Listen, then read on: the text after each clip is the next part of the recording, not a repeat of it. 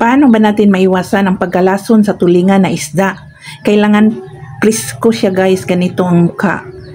Firm, kung pindutin, mag-rebounds, at kung ang mata niya ay malinaw, ang kanyang hasang ay pula, colorful pa siya guys, at kung yan ang pwedeng kainin, pero kung yung hindi na siya fresh, yung hindi na siya presko guys, dapat hindi mo na kainin ang ganitong mukha ng isda dahil makakusya ng scombroid poisoning, yung pagtaas ng histamine sa laman ng isda guys, at pag kinain mo siya ay nakakusya ng symptoms na yung pamamantal sa balat mo, yung pagsikip ng dibdib, at pagkahilo, at para kang nasusuka na.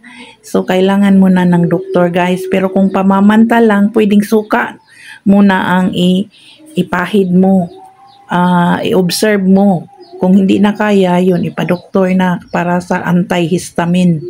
Paki-like, share, comment, follows guys sa aking channel. Paki-send naman ng mga bituin sa lahat.